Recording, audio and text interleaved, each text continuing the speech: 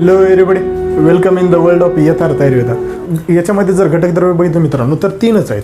आता गंधक चूर्ण म्हणजे गंधक यायचं आणि याच्यासोबतच पारद येणार आणि पारदच्या नंतर बाकूचे चूर्ण घेणार. आता हे यांच्यामध्ये जर बघितलं मित्रांनो तर गंधक चूर्ण आणि गंधक चूर्ण आणि पारद यांचे समान भाग घेण्याचं सांगितलेलं आहे. नंतर त्याच्यामध्ये बाकूचे चूर्ण हे डबल घ्यायचं सांगितलेलं आहे, म्हणजे 2 भाग घ्यायचं सांगितलेलं आहे. आता त्याच्यामध्ये फक्त एक आहे की शुद्ध गंधक हे भृंगराज स्वरसामध्ये आणि काकमाची स्वरसामध्ये 7 दिवस भावना दिलेलं असायला पाहिजे किंवा 7 वेळा भावना दिलेलं असायला पाहिजे. तर आता याच्यामध्ये नेक्स्ट येते ते म्हणजे केमिकल कंपोजिशन. आता याच्यामध्ये केमिकल कंपोजिशन शुद्ध गंधक आणि पारदपासून काय निर्माण होणार, कज्जली निर्माण होणार. तर त्यांचं केमिकल कंपोजिशन जर बघितलं मित्रांनो तर HGS black sulphate of mercury आणि बाकूचे चूर्णाचं सोरालिन किंवा बाकूचिओल असं म्हणतो.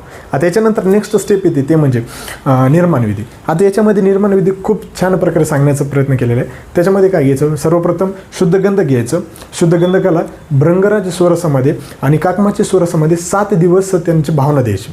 त्याच्यानंतर नेक्स्ट येते मित्रांनो, नेक्स्ट स्टेप येते ती म्हणजे याला भावना दिल्याच्यानंतर शुद्ध पारद घ्यायचं आणि त्यांच्या खलवयंत्रामध्ये मर्दन करायचं आणि त्यापासून काय निर्माण होणार, कज्जली.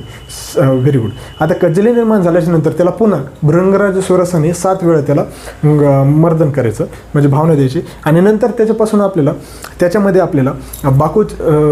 कज्जली निर्माण झाल्याच्यानंतर त्याच्यामध्ये बाकूचे चूर्ण ॲड करायचं आणि बाकूचे चूर्ण ॲड केल्याच्यानंतर त्यांचं चांगल्या प्रकारे ड्राय होऊ द्यायचं आणि 500 ग्रामच्या आकाराच्या गोळ्या बनवायच्या आणि ते कुष्ठग्न व्याधींचे शमन करण्यासाठी आपल्याला उपयोग करायचा. त्याच्यानंतर नेक्स्ट स्टेप येते मित्रांनो ते म्हणजे फार्माकोडायनॅमिक्स आणि फार्माकोकायनेटिक्स. आता फार्माकोडायनॅमिक्स पकडलेच. आता त्याच्यामध्ये जे घटक द्रव्य त्यांचे रसविरी विभाग. आता त्याच्यामध्ये जर पाहिलं तर हे आयुर्वेदिक पार्ट. आता याचा मॉडर्न पार्टमध्ये जर बघितलं मित्रांनो तर याच्यामध्ये अँटीफंगल, अँटीबॅक्टेरियल, अँटी इन्फ्लॅमेटरी अशा पद्धतीने उपयोग होतो. कायनेटिक्स. आता फार्माकोकायनेटिक्समध्ये तुम्हाला माहिती आहे ADME ॲब्जे ते म्हणजे मात्रा. आता मात्रा जर बघितली मित्रांनो ते म्हणजे 500 mg येते, 500 मिलीग्राम एवढं लक्षात ठेवा म्हणजे 500. आता याचा आमयिक प्रयोग जर बघितलं मित्रांनो थेरपेटिक युजेस तर याचा खास करून कुष्ठग्न व्याधीमध्ये उपयोग होतो. तर एवढं लक्षात राहू द्या. त्याच्यानंतर ही MCQ येते तर काळजीपूर्वक लक्षात राहू द्या. त्याच्यानंतर अनुपान म्हणून जर बघितलं तर याच्यामध्ये दूध अनुपान येते आणि याच्यामध्ये पथ्यापथ्य जर बघितलं मित्रांनो तर क्षीरचा प्रयोग करायचा असं त्यांनी सांगितलेले. नंतर सेवनकाल सांगितलेले ते म्हणजे भोजनपूर्व करायचं याला गंधक चूर्ण.